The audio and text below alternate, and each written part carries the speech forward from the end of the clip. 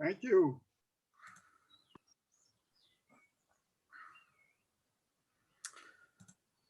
Um, well, at this point, I think Anthony is. Michael is here. Excellent. We're all here. So I'm going to bow out, and I think Anthony is going to say a couple of words. And that's enough of me.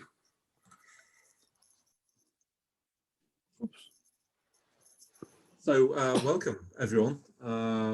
Particular welcome to our panelists, and thank you very much for taking part in this. I hope we'll have a great discussion. Certainly, as I said before, the videos and the blogs have been really, really stimulating. It's really great, with a lot of very, very high production values from Laura, Ben, and others. We've invited Paolo Trovato to come and lead the discussion, or at least preside over it. Paolo is professore ordinario in the Dipartimento di Studi Umanistici in the Università degli Studi di Ferrara, and is really known as I said before, the leading neo-Lachmanian of the age. What I think is most striking about Paolo is both the humor with which he writes and the way he has managed to bring the great Italian tradition of editorial competence into the English-speaking world, particularly with his 2014 Everything You Always Wanted to Know About Lachmann's Method, a non-standard handbook of genealogical textual criticism, reissued, slightly edited again in 2017, and which has continued, which is a great book actually, and deserves to be cited a lot more than it actually has been. And he has continued in this vein. Just to cite the works in English he's produced, an article on 2018, What If Bédier Was Mistaken? Reflections of an Unrepentant Neo-Lachmanian. 2019, the study of Codices Descripti as a neo-Lachmanian weapon against the notions of mouvance and textual fluidity. It's a particularly important article, that I think. And 2020, Neo-Lachmanianism, a New Synthesis. So Paolo never stops, essentially.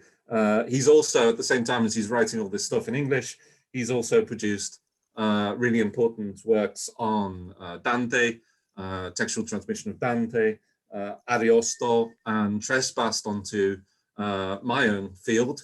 I'm lecturing in Spanish here in Stockholm, on the Libro de Buen Amor and the Lazarillo de Tormes. So I'll just hand over to him now, really. We couldn't be in better hands. So Paolo, over to you. Oh, thanks. Thank you very much for this presentation. Of course, every presentation is overly kind. Anyway, good afternoon to everybody, and welcome to Dark Archives 2021.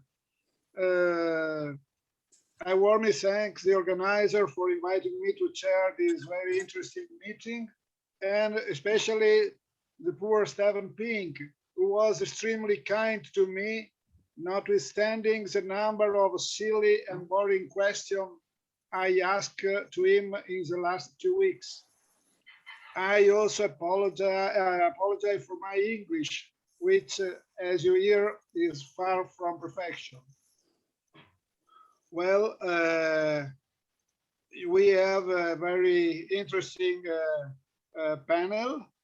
The order is Sargent, collection, input, presentation, Laura Moriale, Ben Alberton, community, collaboration, Zoe Bartliff, first steps towards UnEdition, etc. William Mattingly, Anthony Bale, and Mike Kestemon with Wouter Averas. For the sake of convenience, I propose to group the 6 presentation in 2 groups. First group, Sargent, Morreale, Albritton, and Mattingly. And second group, Bartlett, Bale, and Castemont Averas. This simply because the second group is very easy to define. Each paper addresses a specific theme, that is an important Welsh collection of laws, the manuscript transmission of the alleged Mandeville Travels, and no less important medieval corpus of Dutch literature belonging to a charter house near Brussels. Instead, the first group focuses on more general problems, editing medieval works transmitted by many witnesses, collaborating to the transcription of pretty popular works, augmenting medieval Latin data.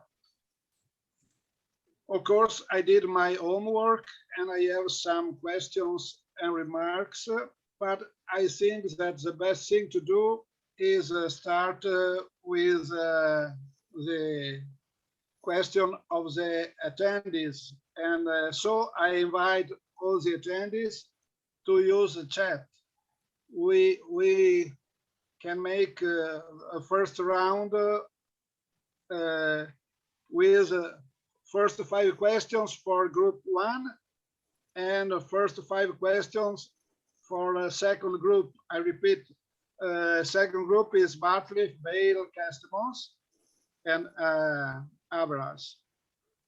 So this could be a first start. Please indicate to which group you intend to make your question.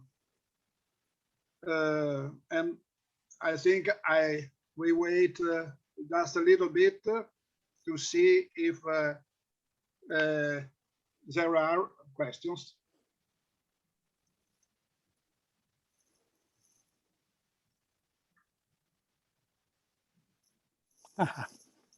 Okay, so there is a question for group 1 and other questions. So we keep a sort of order. Well, I ask Laura, you have a question? No, I'm ready to answer that first question that's come across, or at least pretend to answer it. Okay, so please, Mike Castemont, go ahead. We start with a discussion. Do you want me to pose the question again, or it's just something? So I think it's a nice opener in the sense that we sort of struggled with that to see how our project could fit the UnEdition. So we were trying to define it. And do you have a definition, Laura, where you say, okay, this is how I see it, or how I operationalize it in my research? Yes, and thanks for asking that, Mike. You know, first of all, I have to say that sort of the notion of the UnEdition, as we're sort of working with it right now, is certainly not something that, you know, that I came up with. And frankly, I think that your presentation did a wonderful job of mapping out the steps to how we all sort of collectively might have gotten to that, right? Gotten to that term that suggests a whole lot of things. I think, you know, from my understanding of it, it's that sort of, and I've said this before, sort of this mapping out of the variants that we see within a textual tradition. And that's something that's done in the work that I've done rather joyfully.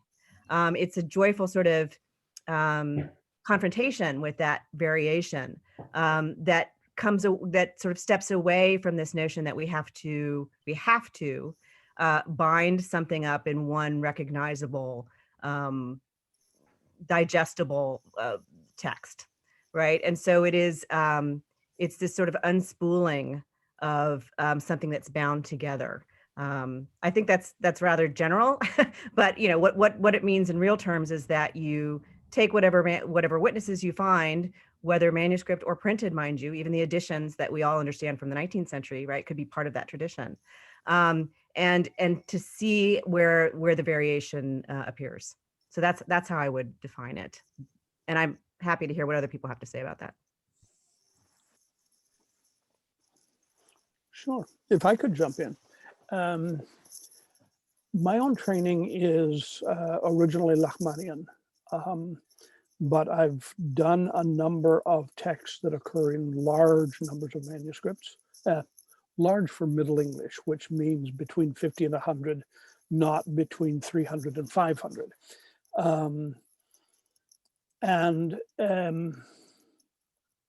I've come across practical problems at times. For example, producing at one point what would have been a completely Lachmanian edition.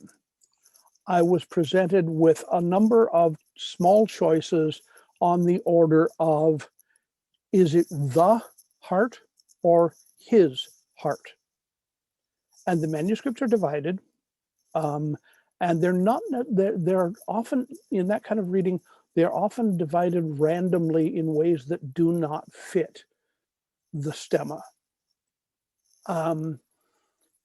And I was sitting there going, well, if I get a really hard reviewer, how am I going to defend this reading or that reading or that reading? And after several dozen such readings, I decided that I would have to go in some other direction.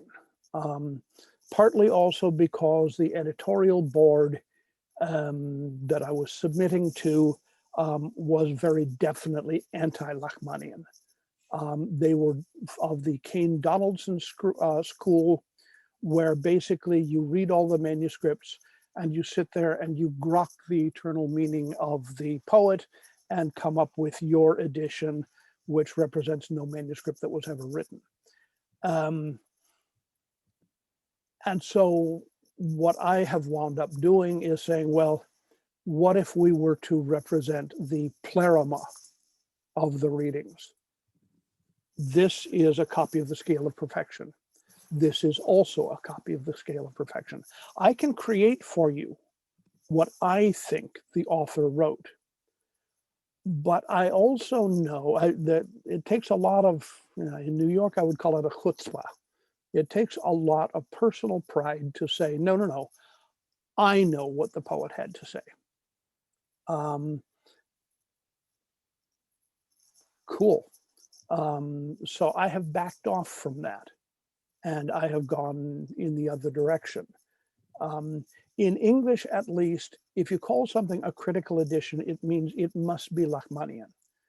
You may have spent decades going through all of the manuscripts, but you still can't call it critical unless it's Lachmanian.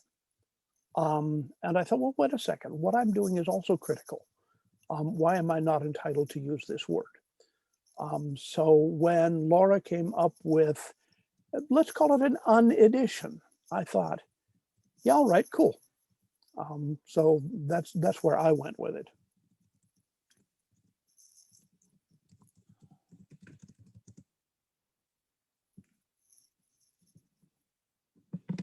Well, that was a real conversation stopper. No, I think Ben has his hand raised, so I was waiting for him to. Yeah, thank you.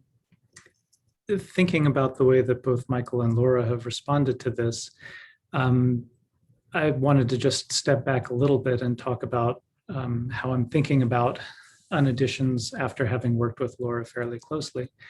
If we take a naive definition of an edition as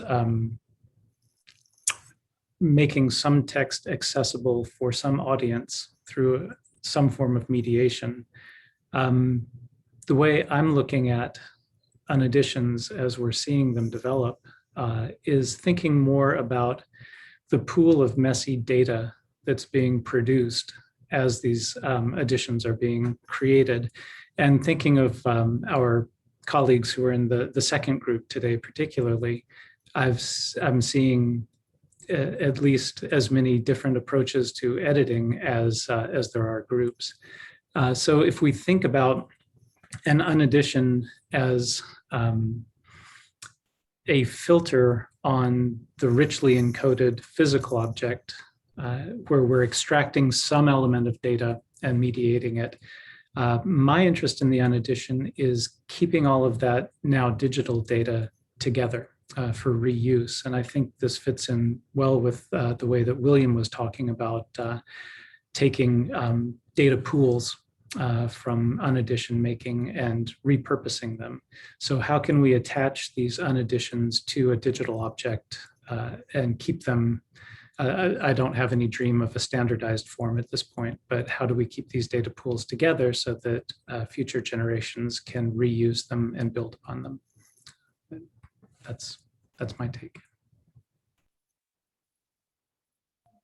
But if I, so what Michael was saying, what ties in also what you were saying, Ben, it reminds me of Derrida a little, who's always postponing things. So in a way, an UnEdition seems to be postponing making final decisions about what a text should look like. Have we ever created an edition that doesn't get redone at some point? No. Actually, if you wanted to play the Derrida thing, what I would say is that the critical edition deconstructs itself. It always creates its own alternative version.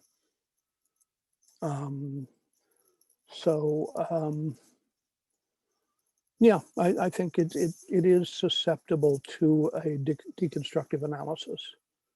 That what we're looking at is, I hate the Derridian binaries because, again, binaries lock you in. You know, if you define this is what the edition must be, that calls into play its own opposite. So yeah, it's that was, at least in my mind, was in the back of my mind too. What do we want to produce? I would say I would want to produce what I think is my version of the text, but I will have to always say, this is my version of the text. And I want to present you with all of the evidence, because you as reader will construct your version of the text. So yeah, un peu de différence. If I may too, just sort of in response to what Mike had to say, and in very pragmatic terms, I think sort of the critical edition, as we've understood it up till now, does at times reach sort of the boundaries of what's knowable. And so what I think is that we have so much material with which we can interact that does give us something that's knowable. You know, how did this particular person express the text in this particular way at this particular time? And reaching that edge of what's knowable and then facing all that we can know, it seems a little bit of a pity to spend so much time and so much frustration going after something that we can't in fact know, when there's so much more that we can look at. So yeah.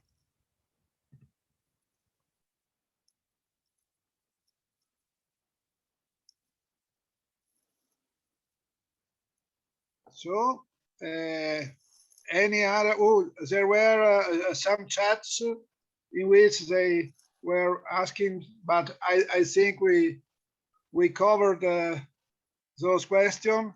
Any other question for this first round?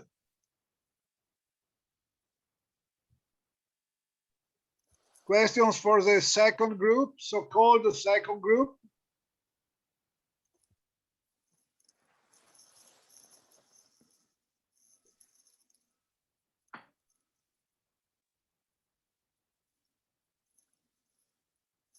May I throw out a question for the second group?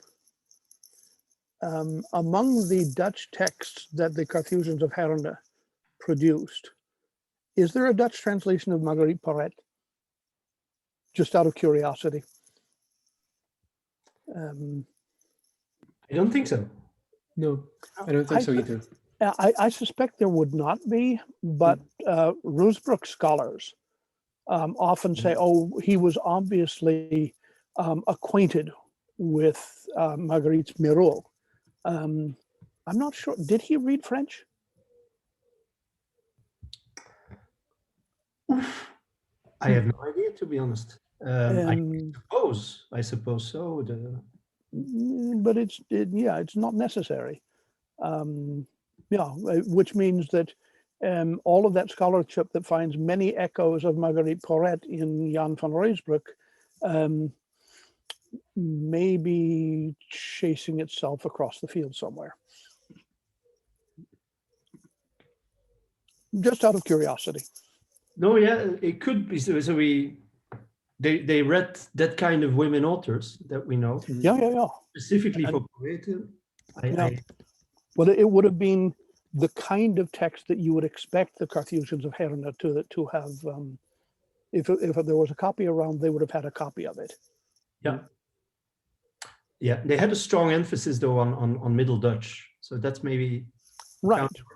But, which is why I asked, was there a Middle Dutch version of this French text? Yeah. It's a very good question, because actually now I realize that we don't have French sources at all. No, nothing has been translated from French into Middle Dutch, for as far as I know. No. Where in English, it's the other way around. Many things are translated from French into English, but virtually nothing from any other language except through the medium of Latin. Ruysbroek is translated into English, but only through Willem Jordaan's translation. Even Dante is translated, and Boccaccio are translated into English, but Chaucer was using a French translation so to get his Italian right. Yeah, it's interesting. I think we have to think about that. Yeah, it's remarkable indeed.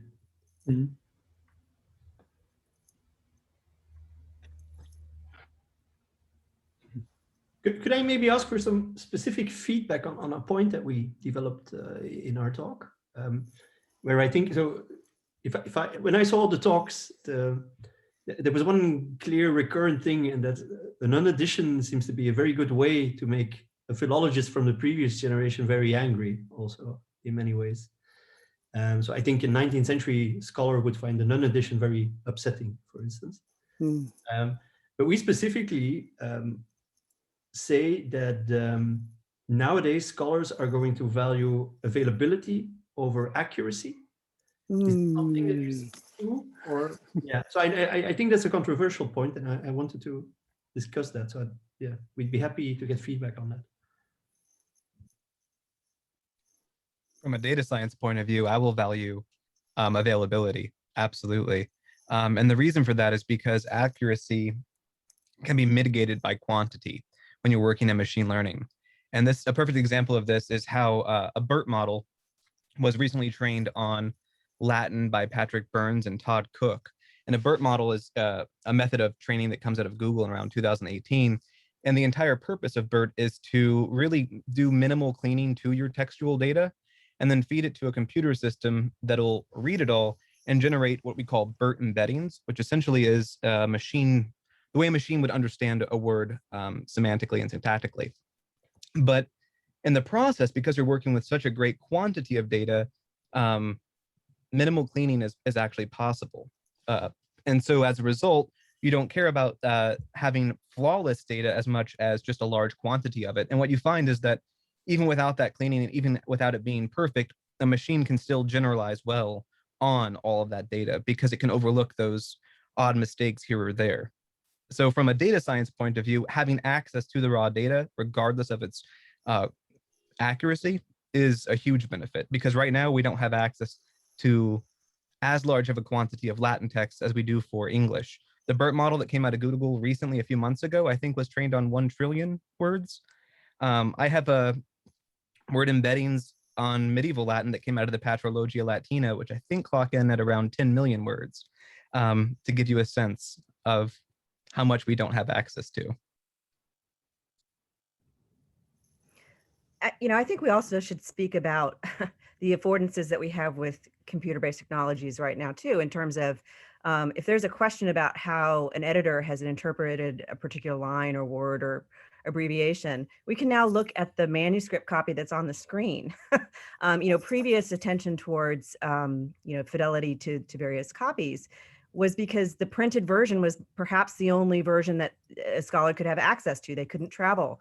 They couldn't see all the different variations. Now we don't have to worry about that quite so much. Obviously, it's better to get it right, but there is sort of a check that the individual scholar can do. Yeah, so that goes along with the data science and dissemination that computers can now do. Excuse me. There was a question for Zul Bartliffe in the question and Yeah, I answered. I think. I hope I did. Did it work?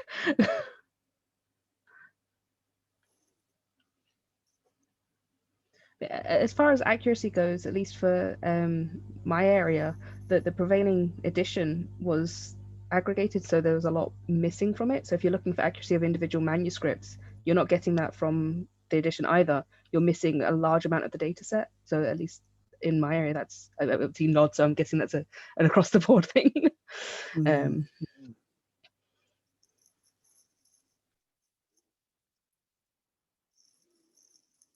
Yeah, I'll have to say, as I don't know, I think I count as an old philologist. I'm in my 70s, but I would actually go both ways. I am definitely in favor of the UnEdition. I would like the reader and using both transcribed text and facsimiles or images somehow derived from the manuscript. I would like the reader to have all of that information accessible. At the same time, saying that accuracy isn't really all that important is like fingernails on a blackboard to me. It hurts. It hurts a lot. But the thing is, I work in late medieval contemplative literature, and for me, collation is a contemplative exercise. It will take me 10 to 12 years to produce a text. Unfortunately, granting agencies do not consider things that take 10 to 12 years. Tenure committees do not consider things that take 10 to 12 years. So we're being driven by the market model, which really doesn't give a damn about accuracy. And I would say be careful of accepting what the model forces on you. It is true. I mean, it was interesting. My wife had a false charge put on her credit card a couple of years ago, and the bank immediately credited her back. There was no problem. The bank did not actually care. They didn't want any information. They didn't want to find out how this false charge was done. It's just part of the normal inaccuracy of, well, we know we're going to be off a few $100,000 every day, and it doesn't matter because we're Citibank. My wife's father was a bank examiner who went around to small banks and made sure that they were correct down to the penny. Big numbers have changed everything.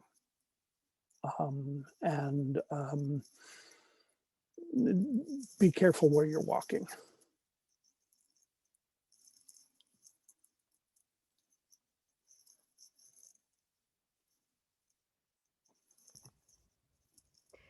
Anthony, I was going to ask you how upset the readers of John Mandeville would be if you suggested that there was some sort of inaccuracy involved in what you're doing. I mean, Exactly. I think part of that is sort of the feelings that we all have about these texts and even about these issues that we're bringing up, right? There are a lot of feelings that are involved, which may or may not align with the data that we receive. Yeah, I think this is a really crucial question for me, and it was kind of the provocation that I was speaking to in my recording, and also the the attraction of the idea of the UnEdition is that actually I think with a text like Mandeville, it doesn't work for every text, but with a text like Mandeville, with a textual history like Mandeville, thinking about terms like error or accuracy is unsympathetic to both the content of the text and the textual history of it.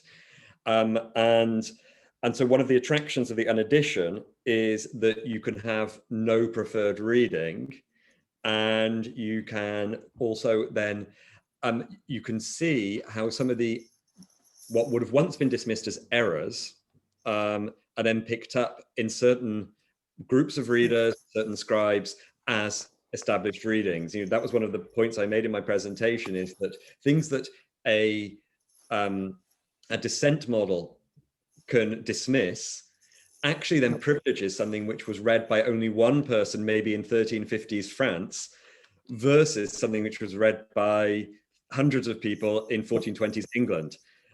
So, most people in medieval England thought that the Holy Foreskin was in Chartres because they'd read that in Mandeville, whereas the original manuscript said that the Holy Foreskin was in Charroux, which is where it was.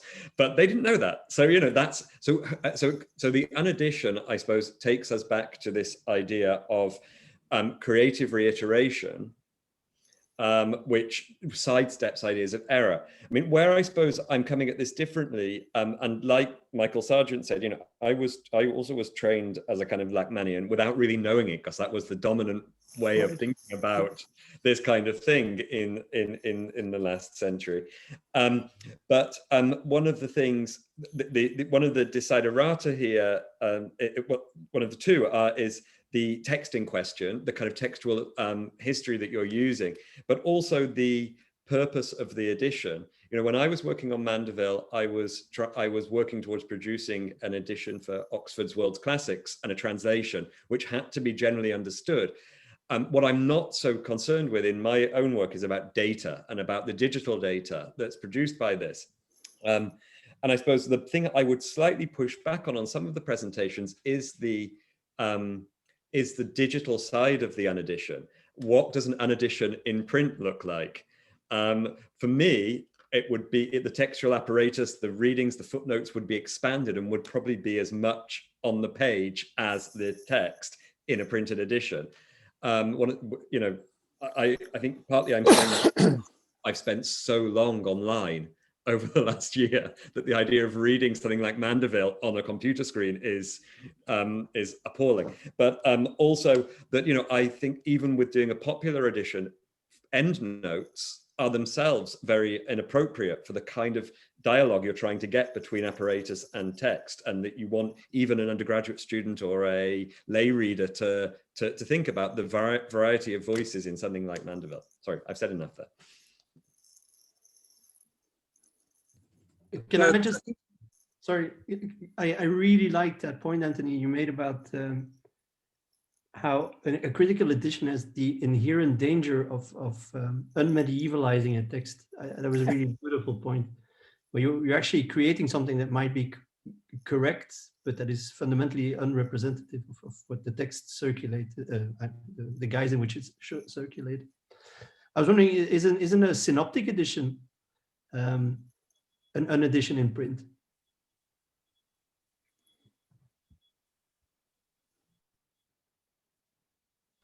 It could be, if it was presented in a way that was readable to, I don't know, a broader audience. And so I suppose a synoptic edition might, an UnEdition which also took elements of the synoptic edition or a variorum edition might also take critical points and interpretative points and put them with manuscript and textual points to make a more critical interface, rather than an editorial interface being privileged over the interpretative one, if that makes sense.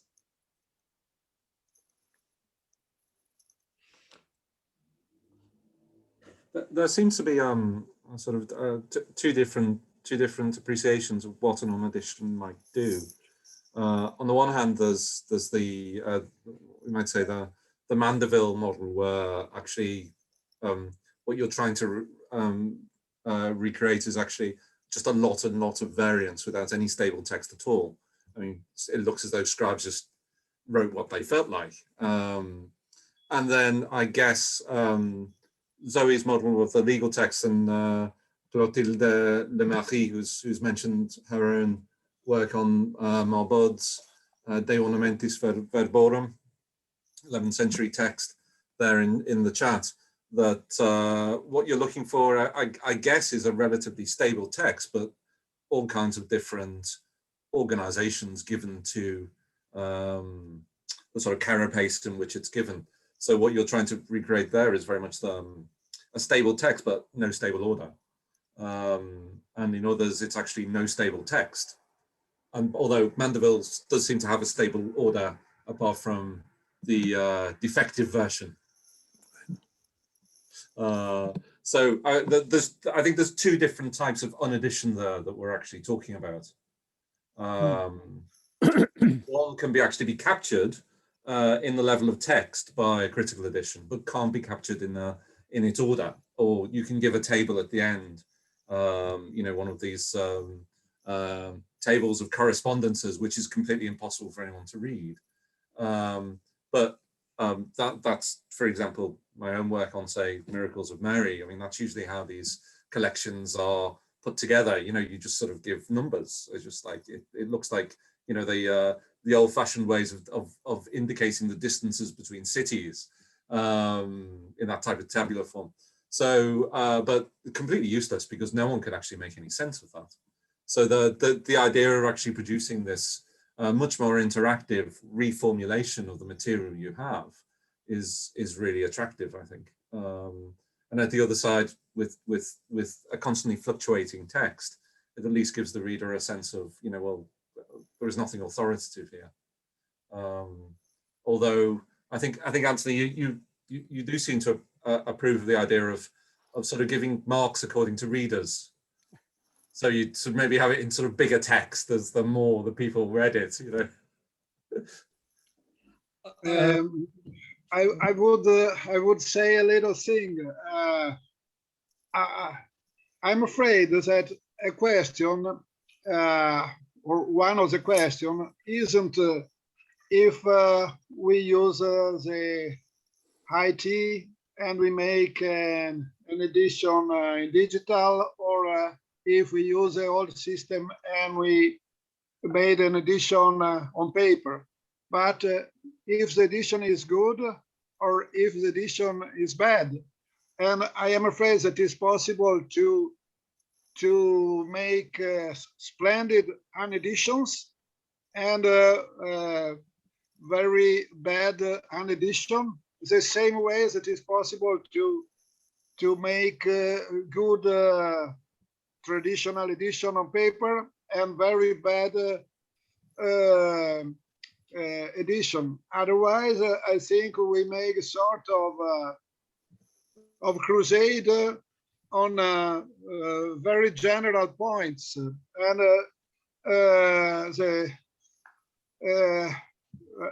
how do you say in English? God, yes, God is a particular. If we generalize, we don't make very long path. We don't go on. Anyway, if it is possible, I suggest that the panelists try to be silent in order to see if someone or somebody of the attendees has something to ask. There was a very, very important question. I have the name here, excuse me. I am an old man, I can't remember well. There was, the important question was, for who is the edition? It was the question of where is it? Where is it? Albert. Yeah, Albert. To me, the question of the unedition is a question of audience, at least for now. To whom do the various projects described in this presentation address themselves, etc., etc. I am afraid that this, or at least some of these projects are addressed to a community that is even smaller than the very little community of people who is able to read a normal critical edition, because it supposes enormous competence, both in computer science, let's say so, and in normal information. If it is very difficult to me to imagine someone that is not able to use an apparatus and go to look for comparison 40 different transcription of 40 manuscripts. I think that is a sort of play we are playing among us, and that the social destination is a bit under evaluated. I'm sorry for the bad English, but this is a fear that I have. Das Glasperlenspiel, the glass bead game. It is played by the adepts for the adepts. Is that what you're getting at?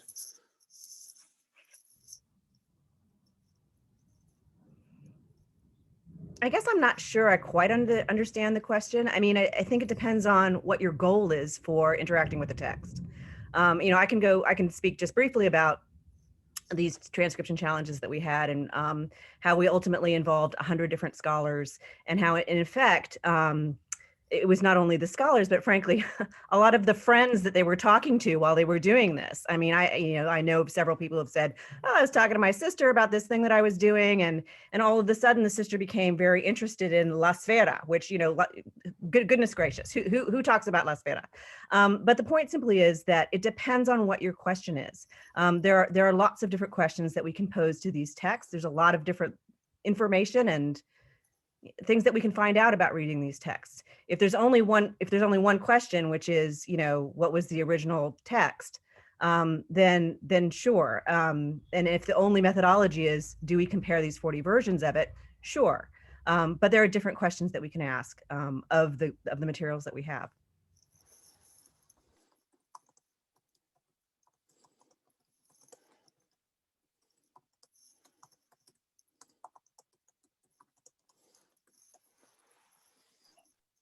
With your permission, I had prepared a rather long talk that I'm going to cut very dramatically, and I would just speak about Marguerite Porete. That is a theme which was addressed by Professor Sargent. So Marguerite is an old friend of mine. I was born near Venice, but I met her in Naples in 1988, little after being appointed associate professor at Salerno, 100 kilometers south of Naples. I dwell on this chance meeting because it can offer a little contribution to a question raised by Castelmont and Averlals. The Library of Salerno did not preserve any medieval manuscripts, so I decided to explore the libraries of Naples. Young scholars are even more ignorant than old scholars, and I did not know even the paramount books of Tamaro de Marinis, La Biblioteca Napoletana dei Re d'Aragona. So, with my great surprise, I discovered that in the National Library, there wasn't any book of the Aragonese kings of Naples. After his Italian war, Charles VIII took the books in French etc. Now they are in the Bibliothèque Nationale de France and in Spain. In return, thanks to the 19th century law of the suppression of monasteries, the library preserved the numbers of books from all the monasteries of the kingdom. Some years after, in 1990, I wrote an essay entitled Circolazione di libri e di varietà linguistiche nei conventi napoletani e abruzzesi, that is, circulation of books and linguistic varieties in Naples and Abruzzo monasteries. The Naples copy of the Italian translation of Marguerite Miroir comes for the monastery of San Francesco in Capestrano and was probably linked to the career of Saint John of Capistrano as inquisitor. More generally, the elder vernacular books of the Abruzzo monasteries were produced in other areas of Italy, Umbria, Venice, Tuscany, etc.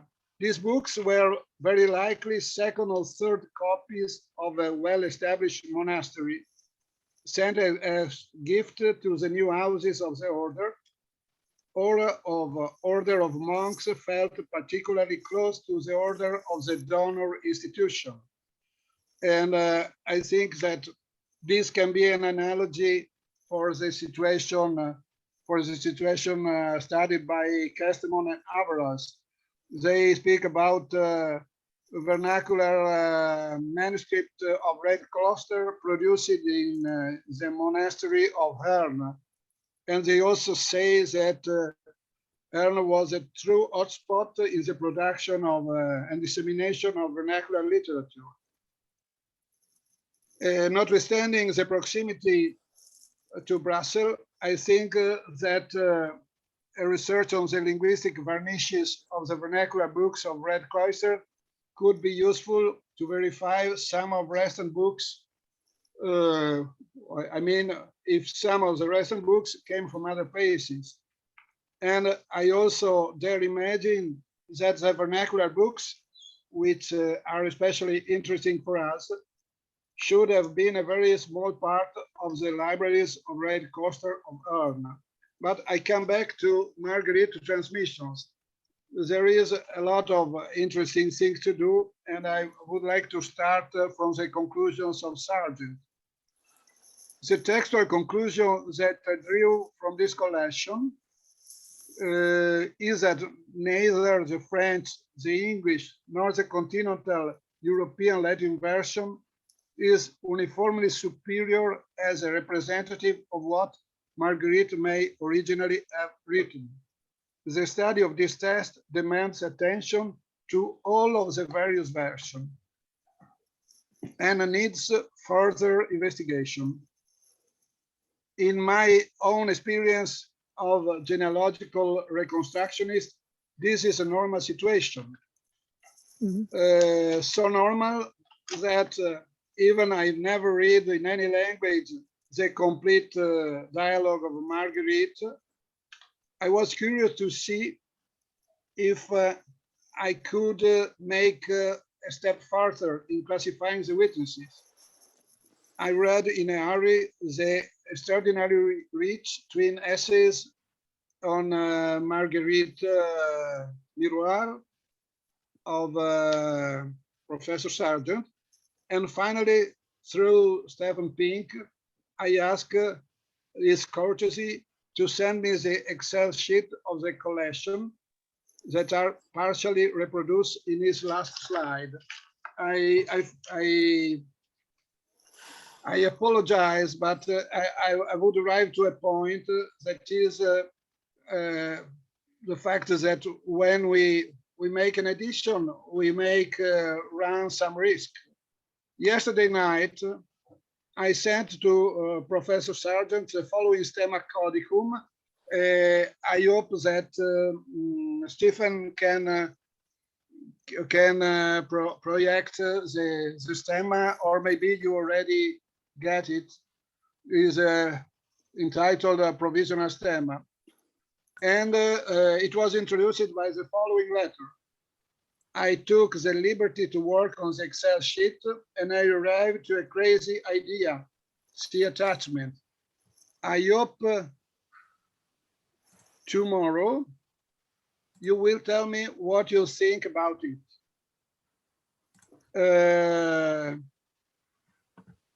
Half an hour later, midnight Italian time, Sergeant answered, "It is not a crazy idea at all.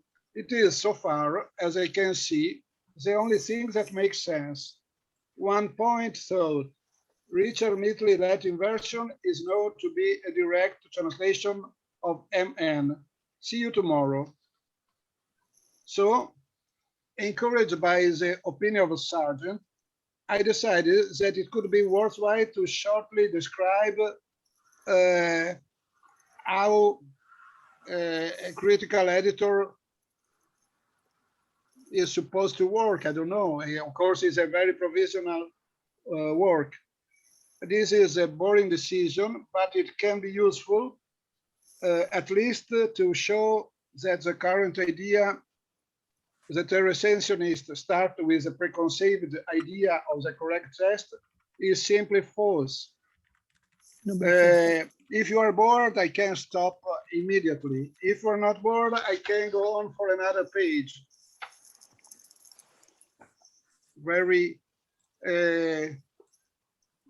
oh, I see, there is a stem. Well,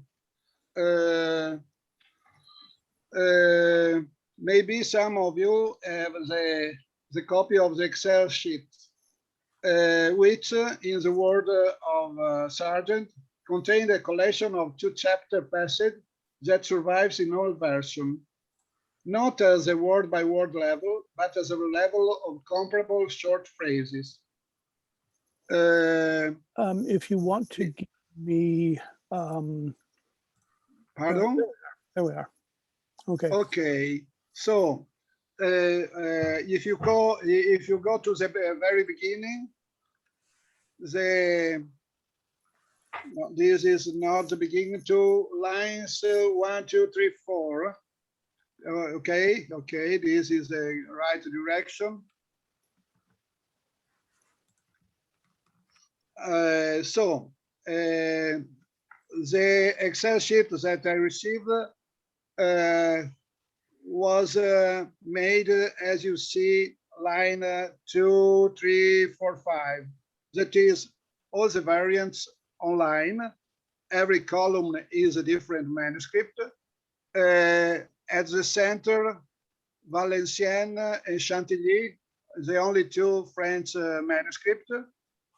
At the right, the Middle English translation, MN, and the Latin translation from Middle English of Mitley, that are a group. And at the left, pardon, the very contrary, at the left, Mitley and MN, and at the left, another group, Continental Latin, Italian 1, Italian 2. Well, how can you go? I worked on this, and I used to paint. I used to paint with a color which seemed to be the reasonable lesson in agreement of the 2 French manuscripts. This was a working hypothesis of Sergent. But I introduced different lines when there was a difference. For instance, at 23-25, quelle l'heure apprestè, que ipsis mutuo dedit, che a loro prestate. This is correct, but quo pro illis ordinavit, that he ordained him, it's a bad rendering, and also le quali appresentati. So I used different lines. By means of this very simple very simple device. It is very easy to confirm the reasons of the classification of Sargent, but also to go a little step further. For instance, in the Italian group,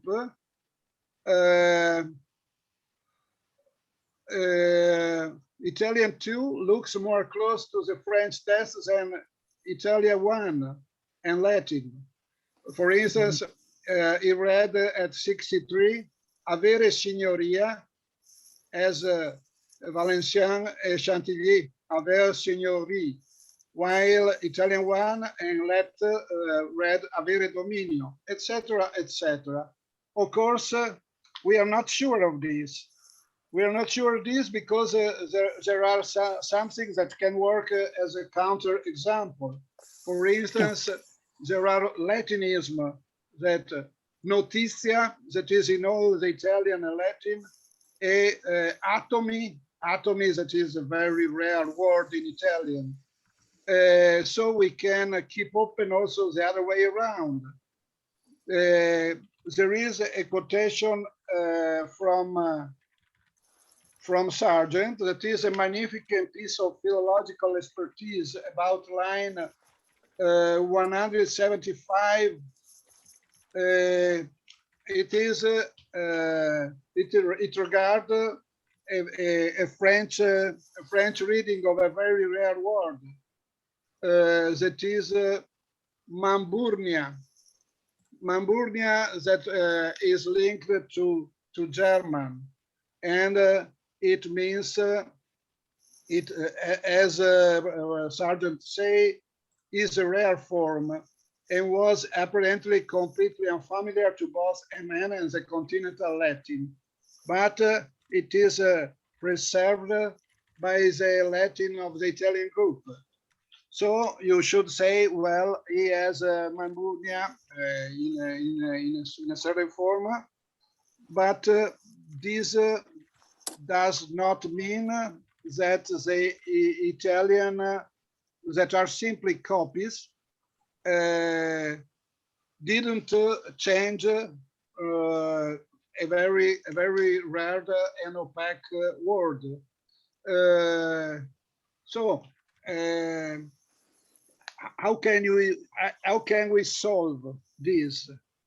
The problem is that we should go on working hard and with a comparison of all the places of variation in which we find these three manuscripts, and probably we would find a solution, keeping in mind that at least 80–90% of the real tree has gone forever, has disappeared.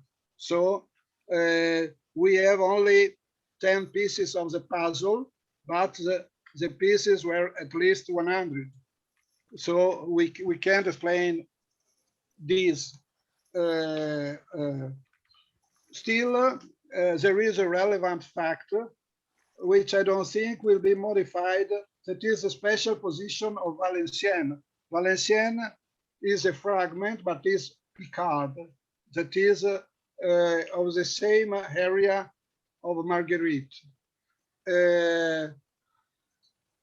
He has many variants against all the other, and they are of a peculiar consistency. First, serious. Love addresses the other person with a confidential tu instead than vous. Tutuye is the other persons. Serious B. The caption says love, which is present only in same cases in all the witnesses, is often added to the eight, or what I call the French vulgate in the stemma.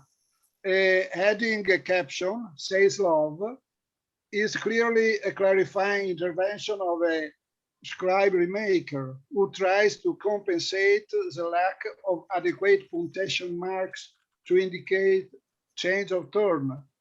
I know similar intervention in Spanish text of the Middle Ages and in Quattrocento edition of Latin text. We have brackets, we have double points, we have a lot of sign, but as you know better than I, no punctuation of this sort was reliable to indicate the change of turn. So, third series, Valenciennes present or reflect to some extent a few lecciones difficiliores. Example given 363, where Chantilly and the Italian version read, Chi en Dieu se fie, qui in Deo confidi, colui che si confida in Dio. The British version read, Quam fides gubernat, that faith and love govern, and Valenciennes, qui en soi se fie. That is an obvious scribal blunder, for qui in foi, with F as Florence. No need to say that it is extremely unlikely that in such a context somebody changed Dieu in foi, while the opposite is a good example of a banalization in the field of orthodoxy. I conclude. I hope I have shown that even a tentative classification written down in 20 hours, thanks to 4 or 5 years of study of Professor Sargent, to say nothing of a real critical edition, requires expertise, education in some languages and literatures, judgment, and also a bit of nerve. According to me, this is true also for the edition of Mandeville, for the corpora of the Welsh law, and of the Dutch or Flemish text addressed is a presentation of Bartlett, Bale, Castamon, Avaros. And so I arrive to the point that is a presentation of Mattingly, Moriale, and Arbitron. In the history of culture, some things are or become mainstream. Others are or become rearguard, peripheral, fringe. Nevertheless, the risk I see in the current choice for the easy mass operation, systematic campaign of big data, is that it gives the illusion that thanks to IT, we don't need any more expertise. Still, I hope that after the few examples I did of a textualist approach, Mattingly will avoid in the future to suggest that IT people can create an artificial critical edition to represent variant readings and assemble a potential original version of the text. I also think that ordinary people don't need 50 different versions of a text, each crowded of errors, but a readable text, which could be defined a decent product of intellectual craftsmanship. I hope that Moriale challenges prelude to a critical edition, and I suggest a new phase in which to involve some textual critics. For instance, my good friend Lucia Bertolini, who wrote in 1982, 1985, 1988, excellent catalogs of the 67 manuscript of Datis Sphera preserved in the Florentine libraries. The transcription are a very important chance to speed up the process, but without a working hypothesis on the filiation, without a commentary, they don't really fill the gap between the present and future readers and the tradition of the past. Elie Wiesel said that without memory, there would be no civilization or society, no future. The present drift toward goals which are energetic, up-to-date, technologically correct, but intrinsically self-serving, can be dangerous because it can wipe away the ideas that we still need humanists. I'm not a laddist.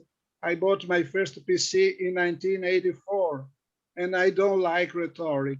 Still, I am afraid that if we can rely on thousands of transcription, but nobody is able to make a sense of their variants, to say nothing of the meaning of the works, we will not really contribute to a better understanding of our past, but simply to the domination of machine over man.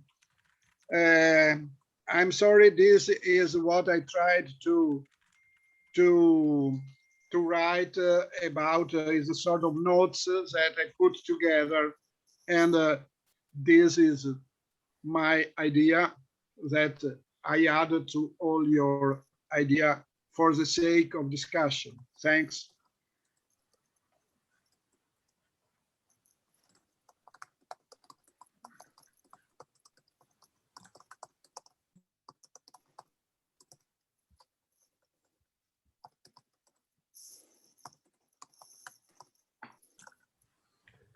Could I add something prosaic to that? I think that we see less critical editions nowadays. I have the feeling in the digital world. So most of the digital editions that I see are very diplomatic, stay close to one source. And I think it's only in the past 10, 15 years that we have developed a methodology for doing diplomatic editions in TEI XML, for instance, and that is pretty challenging already. Doing a critical edition in TEI XML is even more challenging. And I also have the feeling that we're also just lacking the instruments to make critical editions digitally. And I think that in a couple of years, if the technology has progressed a little again, it might actually become easier to do critical editions, and critical editions might also just become more popular because of that. That's how I experienced editing digitally, and then maybe, yeah, I don't know whether other people feel the same way. Thanks.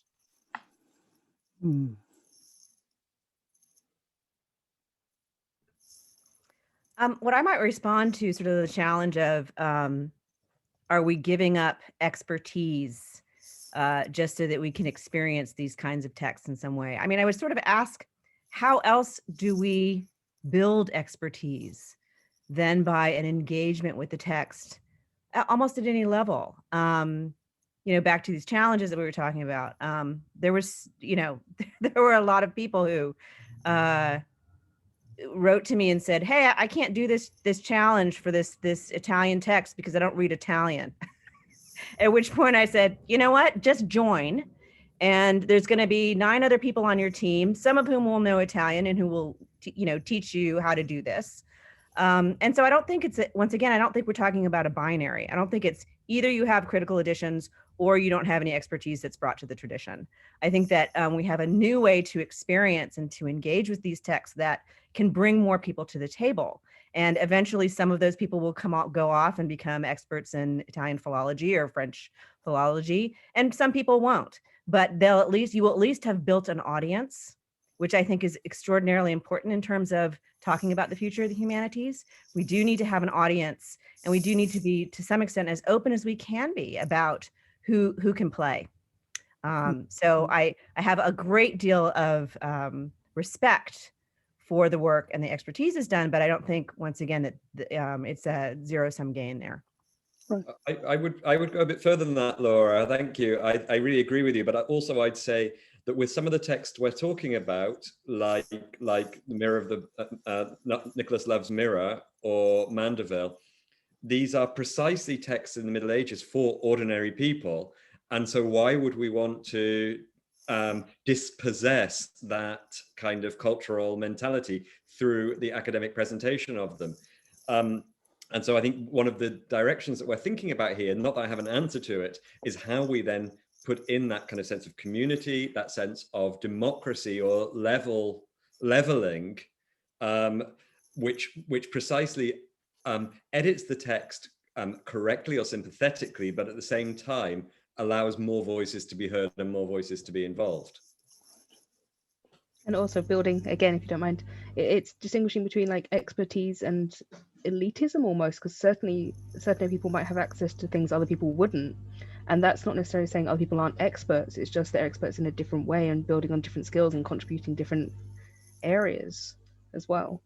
So it's making sure it's open to as many people as possible to bring in all the different kinds of expertise and build a much stronger picture.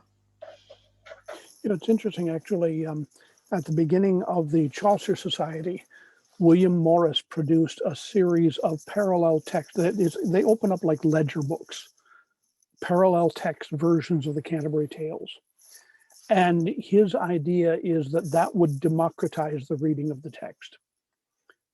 He did not produce a critical edition, but what he did is to put out something that he saw. I mean, he was part of the worker education movement in the late 1890s and so on like that. The kind of thing that you could put in people's hands and give them a few lectures for guidance and then turn them loose. The other thing that it struck me in regard to this, there was a project that the Green Foundation, the Hobby Lobby people, put together, which for all their other reprehensible activities was actually a good idea. They've been buying up copies of the Wycliffite Bible. And they also have connected to a variety of libraries that have copies. And they got this thing going, but I don't think it ever really got off the ground. But they were going to have a template for a course in the Wycliffite Bible taught in small Bible colleges to undergraduate students. And each class would be given a manuscript. And they would be told, okay, the assignment for this class is produce a text of 1 Corinthians. And all of the students would make their own transcript of it. And then the teacher would produce a corrected transcript, which would then go to another higher level, eventually to Ralph Hanna, who is a major paleographer in the English tradition, who would check the copy and get rid of the obvious errors in it. But it was a sort of a layering effect where people with different levels of expertise could add in little bits and either changing things or commenting on them. One of the issues, of course, is that you can always provide commentary, and one of the cool things about doing text online, of course, is that you can build in hot buttons where you can put a gloss or a variant or an alternative reading and so on, linked to the very words of the text itself, which means that people are not chasing to the bottom of the page, which they never do, or to the back of the book, which they even more seldom do. And there are ways that can be built in so that people can actually access it. Zoe, I was always interested in the Gefreithehul, because of course so many of your manuscripts are ad hoc manuscripts made for particular courts or particular lawyers, who included their own stuff in their own order, and of course with the additional vagaries on top of that of the spelling of Middle Welsh. It really intrigued me, how you get around that, how you deal with. I mean, do you wind up doing something that looks like a variorum edition, or do you do a series of pamphlet editions of various manuscripts? I'm not sure I'd say that I'm arrived at an edition at this point. No. That might be something I had to go down the line to do. perhaps. What I've got so far is individual XML documents that have, as far as like standardization, they have lemma forms. And I've also chosen to include grammatical encoding alongside it as well, because when I started this project, I was a naive first year PhD student. I wasn't aware of these wider arguments. I was looking at, what do I want to know from these texts? What things I'm intrigued about and things I've seen in the literature, and what can't we get out of them yet? And that's the perspective I approached it from, not from necessarily creating addition, but from drawing out data and drawing out these patterns.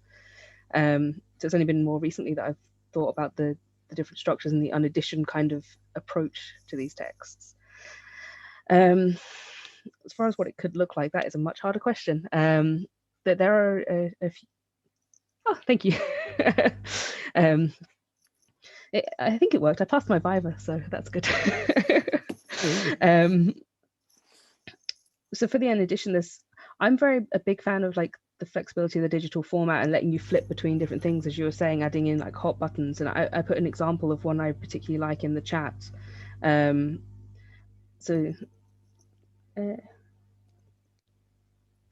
did. I once review. I'll definitely say once review because it was just me doing it. So it will need review before it gets made fully public and available. So I didn't actually end up using it either. So that was a pain. Yeah, having like the flex. Sorry, go ahead. I lost my train of thought. So well, that's okay. I'm just wondering if we might be able to bring some of the chat conversation into the online conversation here. And one of the things that I think has come up is that, and I think this was alluded to previously about the that different kinds of different textual traditions might require different methodologies. And I really like that idea because it gives us it gives us options, right? When we're dealing with something, as big as the Middle Ages and, all the different ways that a text might be expressed. To think that we have these options, I think is really great, right? And then we're dealing with, print versus digital, or critical versus, traditional edition versus UnEdition. And then at some point too, someone brought up, well, what do you do with images? We're focused on text so closely here. There are many images that appear in the manuscripts that we look at. And so how do we manage those things? And these are all questions that we need to deal with. And I think we can look at the array of tools available to us and decide, what works best. So I just put that out to everybody to sort of think about, are we trying to impose this mythical one standard, one ring to rule them all? Or do we have all these options that we should then take advantage of? And, one step further of that is then sort of teach our users to use those things that we've produced. So I'll just put that out there, sort of from the chat. And in the dark archive, bind them.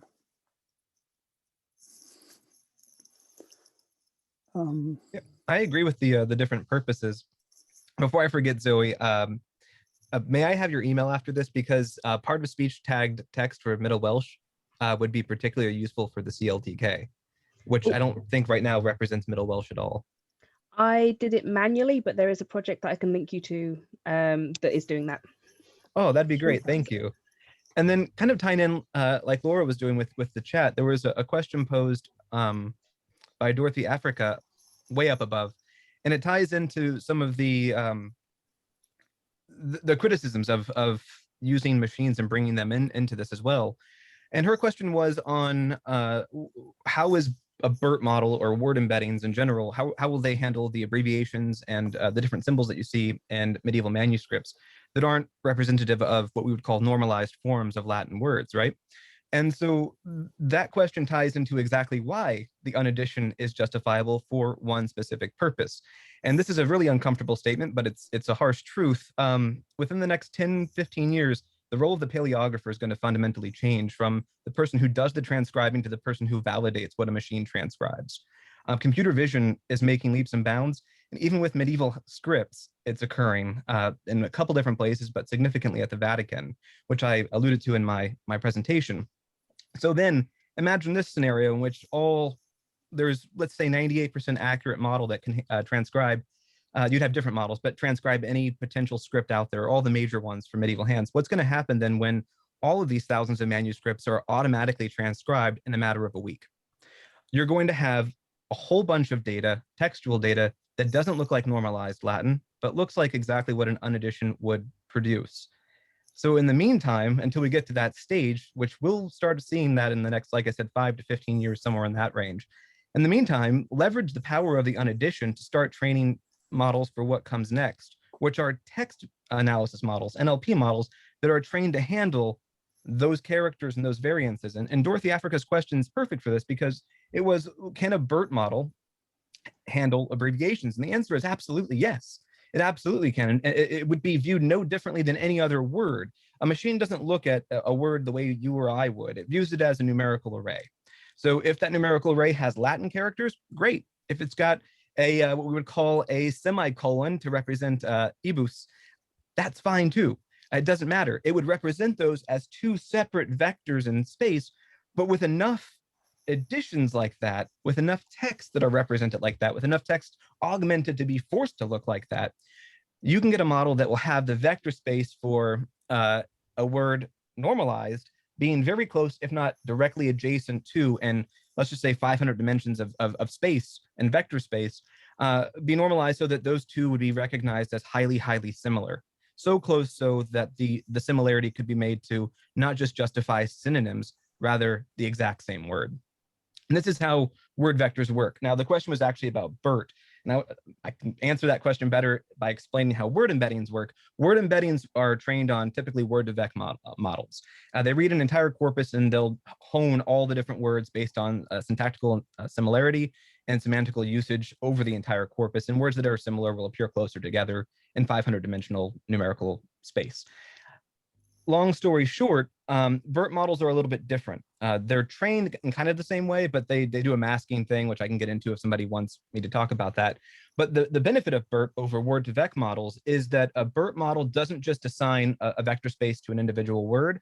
It also works on a deeper level. And so toponyms, words that will have two completely different meanings in different contexts, such as the word bella in Latin, right? Can mean deal with something, war-based, and another one dealing with something that references more closer to beauty.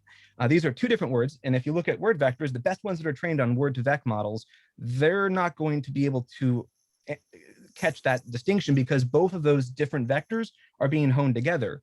BERT, on the other hand, would allow for that because of the way it's actually trained and the way the word embeddings work.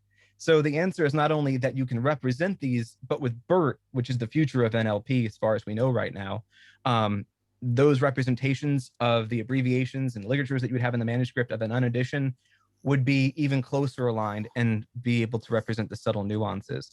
And so I don't see the UnEdition and the critical edition as being diametrically opposed. I think somebody said it's not a zero-sum game. These are not mutually exclusive. They serve two radically different functions. And in the process of making a critical edition, the scholar essentially makes an UnEdition of sorts, right? As they're going through and taking the notes and copiously transcribing these manuscripts.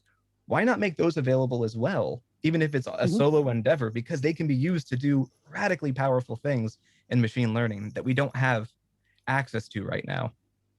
I know that was a long-winded response, but I tried to bring in as many of the comments as I could in one go. Doesn't this also connect then to some of the other comments in the chat about, and also connects to something that Paolo said about the individual scholar versus the community thing? Because for many of our manuscripts or our textual traditions, we would need more than one person to have the expertise, which might be about art history versus text, or it might be different language traditions. Or it might be understanding the radically different contexts of the same text. And so, and where was I going with that point? I can't remember now. But yeah, it was about the UnEdition can also then build that other community of different expertise working towards a common set of, a common presentation of something.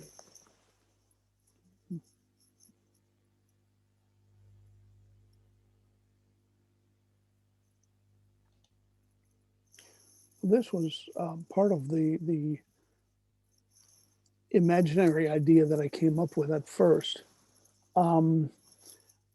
Whether I'm an art historian or a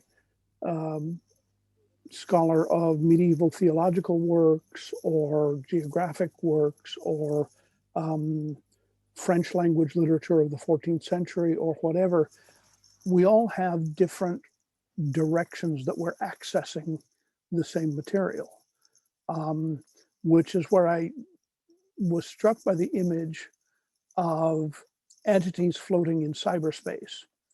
And one of the things that strikes me most about the products that people are doing with text, in the kind of stuff we're talking about, it is always visualized as two-dimensional. There is no way off of the flat page. But what if I were to access one of the manuscripts of Marguerite Porete as an art historian, as a paleographer, as a theologian, and each level of this would be linked in a cluster. I use the word arcologies because it's a word for a self-sustaining community that has a bunch of different levels and areas, and you can pick any one of them.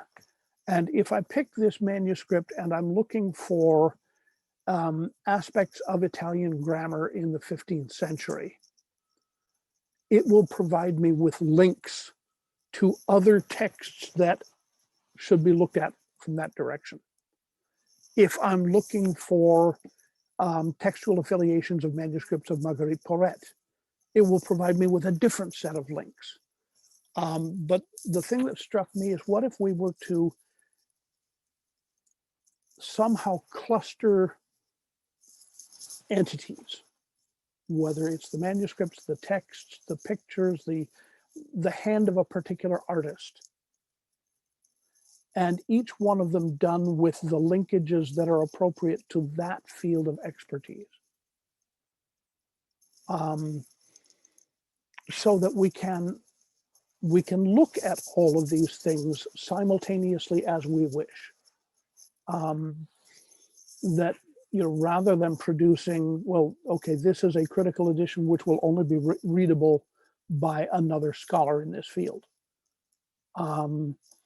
Is there some way, and including, say, again, the images of the manuscript itself, but also including possibly a critical edition, which, to go back to where I started from, is going to be my critical edition.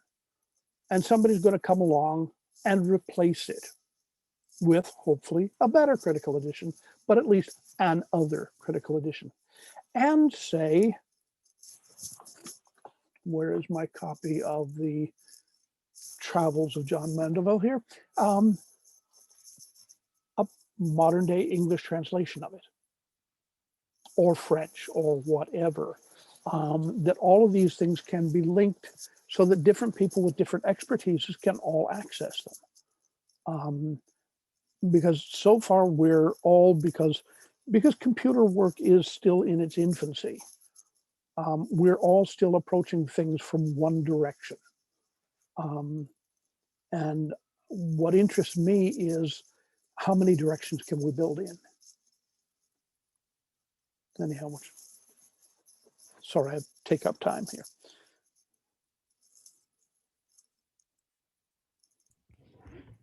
This reminds me a little bit of the responsive design of websites.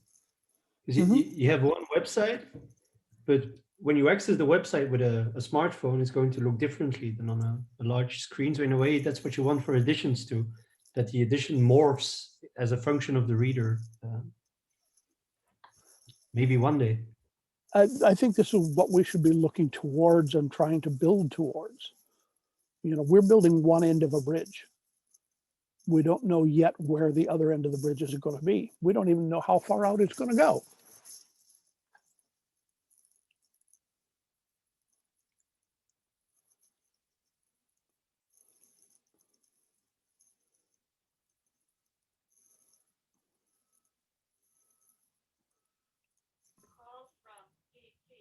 I'm wondering if there are any other unanswered questions in the chat we might want to bring up. And to tell you the truth, I don't know how much more time we have.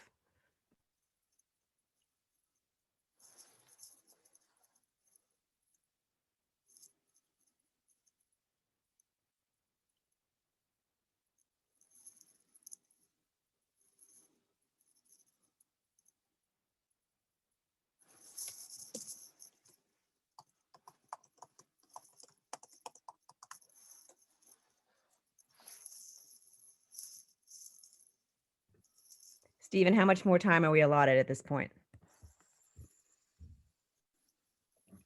Oh, we have plenty of time if people want to keep on talking. I think, just speaking personally, one issue that came up a little earlier was play.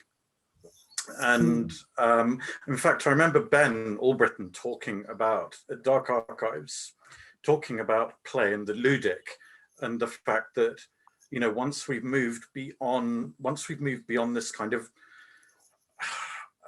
initial phase that we'll be seen to be in of learning to use technology and sort of small steps, that we're going to start suddenly being able to sort of innovate and play and produce all sorts of things that we can't quite imagine at the moment. And is it, again, sorry for my slightly trippy comment there, but is that actually what we're waiting for at the moment?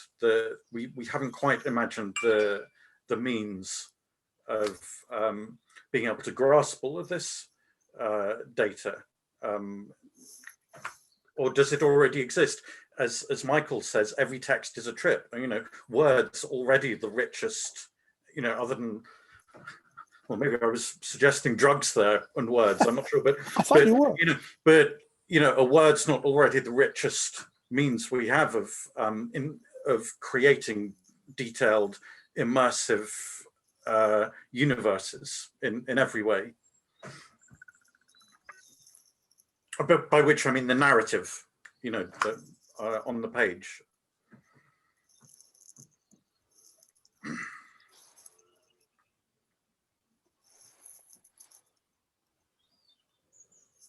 I might leave this to the much more data savvy, but I do think that there are a lot of things that we can do now that many of us just don't know about. Yeah. You know, every once in a while I look up, I'm like, you can do that? Oh, well, you know, that'll be 25 more hours I need to spend on that. So I do think that, you know, I think we mentioned, you know, when Ben and I were chatting about how, you know, it took technology to get to this point for us even to think about what an UnEdition, that we could even perhaps do something like that.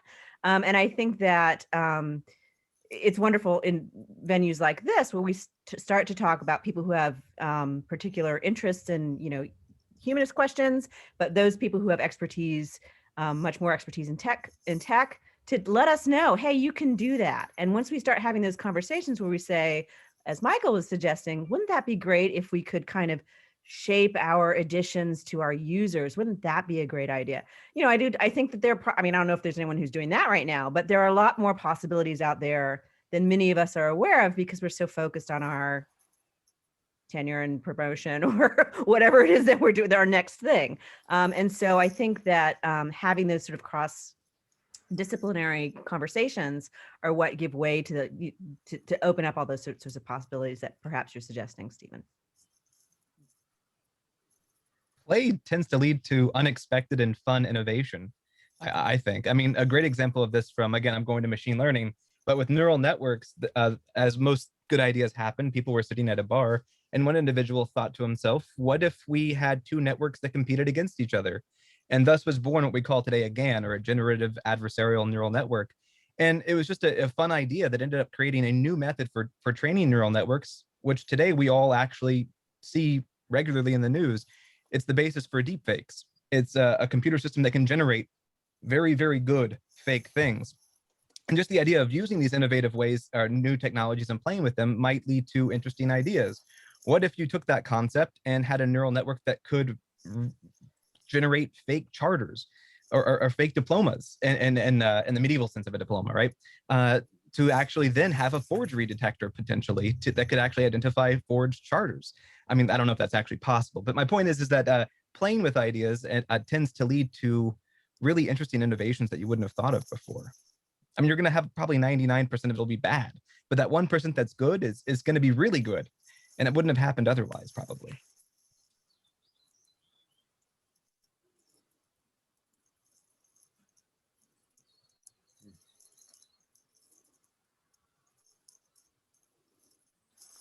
I hope I understood the idea of play correctly.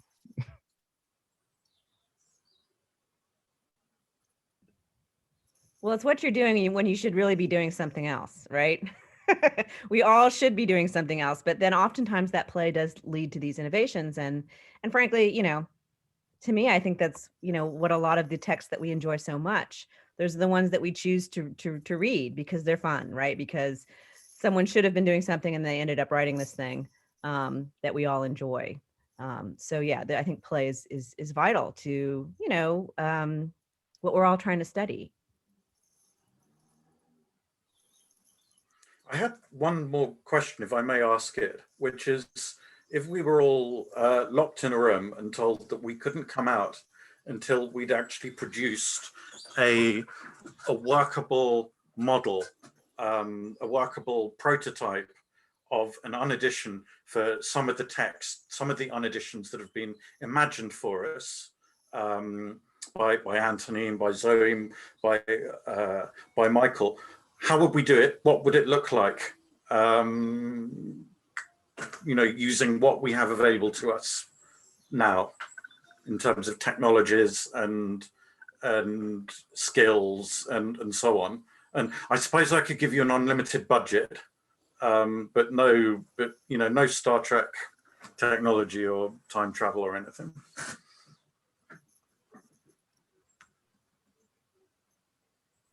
I'll give you a kind of equally fantastical answer, but it's based on something that Michael said in his presentation.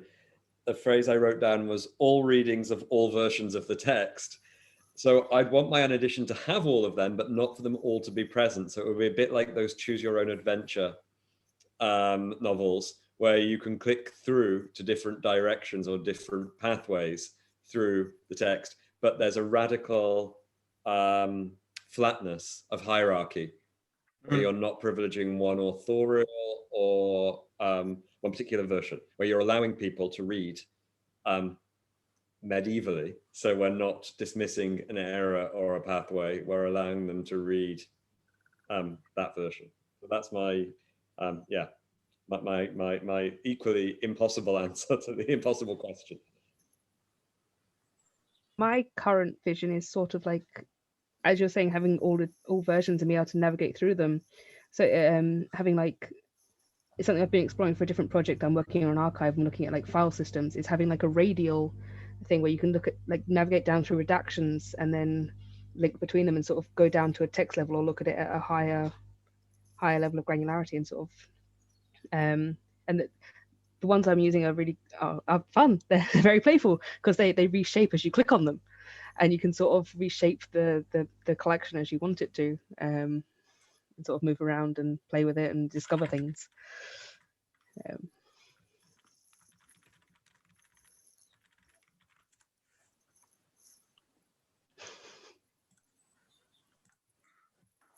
Sorry, Dave Risley was just asking, would the room be a real one or a fake one? And probably an eternal Zoom room would be worse punishment, I think. Depends on what's in the room. But that's true. That's true. I know the limitations I'm working with on the edition that I'm doing right now. I'm allowed a facing page edition. So I'm taking two radically different forms of the same text with an apparatus that is going to occupy about the bottom half of the page, and textual notes that will try to draw the reader's attention to some of the groupings and some of the some of the obvious stuff. This is obviously a homoteluton, that kind of thing, which even the average reader of Middle English text no longer has any idea what that means. But I know on the other half of this same edition, I changed my base manuscript in the final year of production, and had to redo the entire apparatus based on a different manuscript. I had inherited the project and was originally supposed to be simply producing it for print, and I found out it was unworkable. And we have to, I remember my dissertation supervisor saying the worst possible thing that can happen for an editor is to find that there's a better manuscript just before you're ready to hand in the edition. And I'll have to say, my reaction to that is no, that's when it becomes fun. It's a lot more work, but it's intriguing work. And the idea that of play has been a thread running all through this. We're playing here. The problem is well, I threw out the glass bead game once before because, of course, it's in some ways the great example of a play that means nothing outside of the province of Castalia. But it is a play that occupies the mind and occupies it well. And then what we have to do is find a way to hand back something that is useful to everybody else who is not playing the game along with us.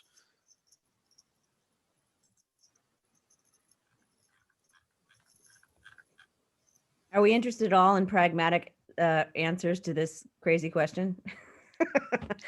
I say, what are the ingredients? What are the current ingredients of a digital edition? Would that be helpful? Sure. Yeah. I mean, Mike, you can agree with me or not on this one. We need manuscript images. We need transcriptions. We need some background on what the text is and was and how it's been understood in the past. And we need one or several potential audiences, right? And because if you don't have that last part, you don't know what the heck you're doing. So that would be it. March 18th, 2021. I think that would be the ingredients for an UnEdition. Am I forgetting anything? I mean, all of the platforms and digital. It has to be tools. free, maybe. Sorry. It can't be a commercial product, maybe. Not a commercial product. Yeah, I think that's a great answer. Yeah, yes. And preservable in some way. Preservable in some way. Yeah. And accessible. Accessible, yes. It would. I'm afraid it would have to be digitally accessible, online. Sorry, Anthony. With some kind of version management that track of contributions and updates. Good point. Anything else?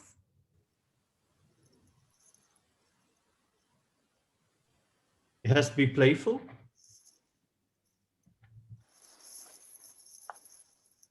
Yeah, because why else would anyone wade through all of that?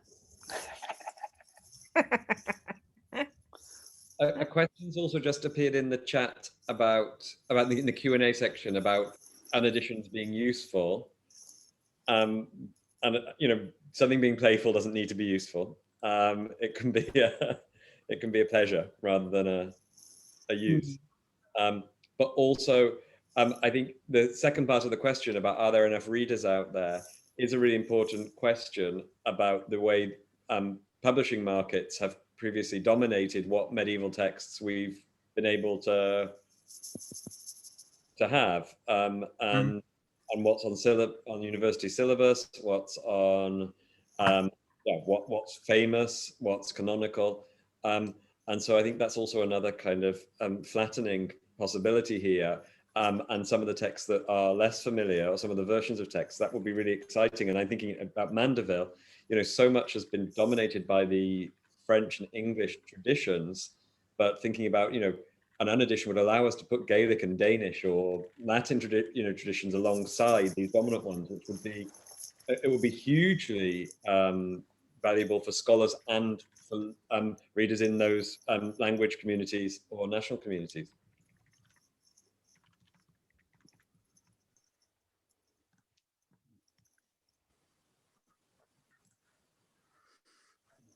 Just to respond to what Anthony saying, and also to go back to what William was saying,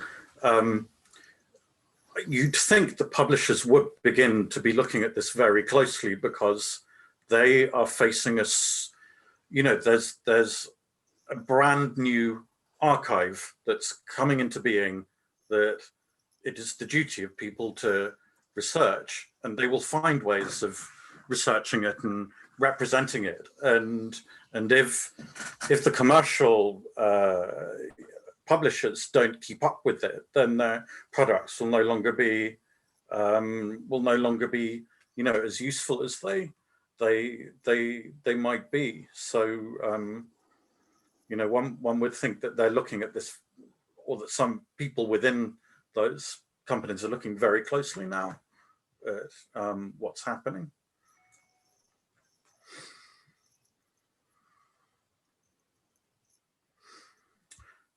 But once again, I don't think that's a binary. I think we live in a world now where the more famous and the more famous something is, the more people know about it, the more, you know, other kinds of products that you can sell that speak to that, right? I mean, who's got a Mona Lisa mouse pad or like a t-shirt or something like that? Like, people buy these things because they know them. So I think that knowing about something opens other opportunities for, if you're talking about economics. That's, I mean, I think, yeah, well, that's the 21st century approach. It's all about PR.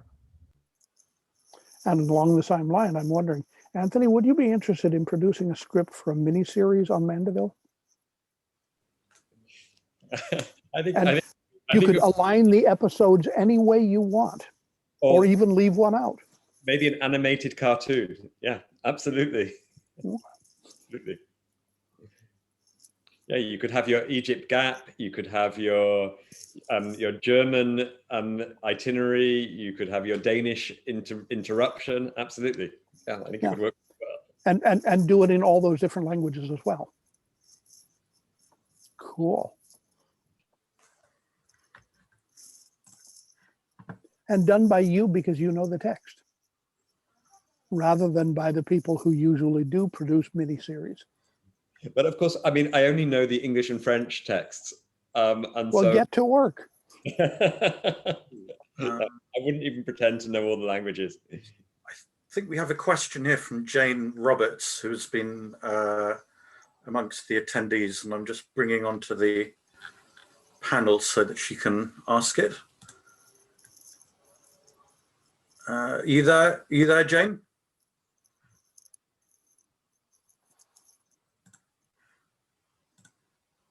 Well, her question is, the word useful has come up. To whom are the UnEditions going to be useful? But this is coming back again to, are there enough readers? Are there enough readers for these products, as it were? Sorry. Did I, Jane, if you can hear me, did I represent your question correctly? I'm not sure she can. Not sure she can hear me.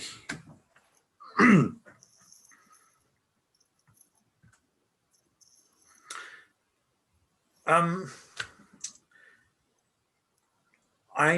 going to. I mean, we've had an enormously rich conversation over the past 2 hours, and I'm aware it's pressing on into the late evening in Italy. It's actually pressing into a quite civilized time in the morning in California now.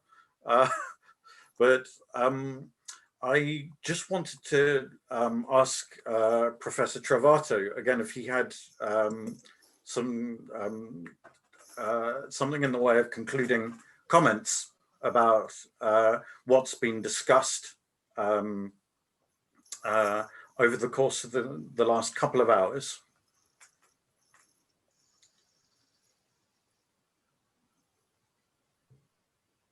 Well, of course, as you remember, Stephen, I I told you in advance that probably the idea of a traditional philologist could seem funny to people very oriented in a certain direction, but this could be a good method to keep all the attendees in good spirits. And well, I think that all you say is very interesting, because I'm interested in all kinds of critical edition. Still, I am afraid that the ideology of democratizing is something very well, is Oh, when an edition is read of a great author, probably it sells 2,000 copies in Italy, probably 50,000 in the USA. I don't have idea in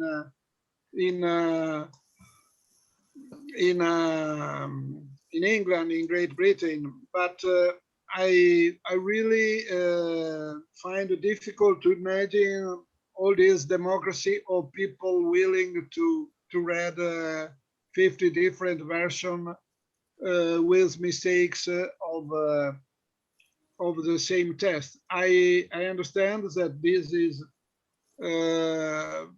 something very useful, but it is useful for the technique more than for the study, more than for medievalism, more than for understanding the culture that produced certain works. Of course, I understand that I am really an old man, a man of the past, and I am a bit skeptical, interested but skeptical on a certain degree of ideology that seem to pervade this meeting. In all frankness,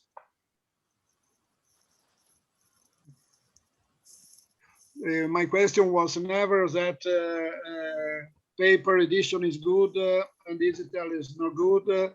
And when I said critical edition, I meant simply something where a human being worked hard at the best of his skills to make sense of the chaos, to make sense of the entropy.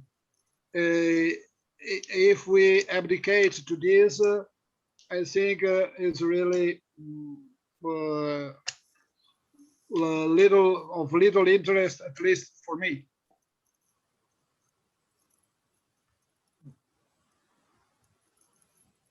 I would say in part that it's not necessarily that I would expect that everyone would want to read all 50 versions of the text, but that it's my job to put all 50 versions of the text out there so that whoever wants to read more than one can read more than one. To add to that, you don't necessarily have to read them to get insights from them. You can use them as data points to pull together ideas about the wider patterns that are emerging. So like you can look at, say, frequencies of words, just to pick one out of the top of my head. And if the frequencies of words shift in between different manuscripts, does that show different priorities that you wouldn't be able to see by manually reading them? It's just an alternative perspective. And sort of you can marry that on both sides. So you could then take that data and then look at it on a reading of a specific manuscript if it comes out as that one is particularly unique or particularly interesting. So it's sort of finding the balance between the two and building the bridge, if we were talking about bridges earlier, between like more traditional methodologies and these computer-based, data-driven areas that are drawing like exciting conclusions and exciting insights between these manuscripts that weren't necessarily seen before.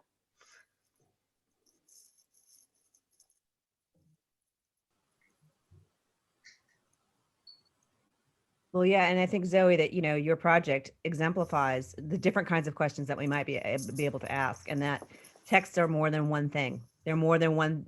It's more than what we just initially think it is, right? And so once again, there's different tools for different questions and for different, you know, groups of writings, if you will.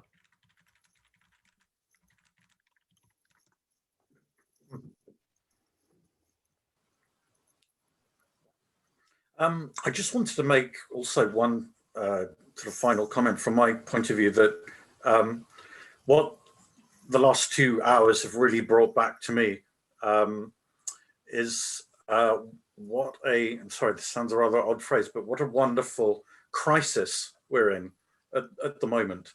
And I keep on thinking of Anne Blair's writing on the early modern period and on Too Much to Know, as she called that book, that we're suddenly there, rather like people were in you know, the early modern period, the age of discovery, with huge amounts of information coming in, and without having yet developed the praxis and the means to sort of cope and regulate it, and sort of simultaneously terrifying and exciting, and sort of calling for adventure and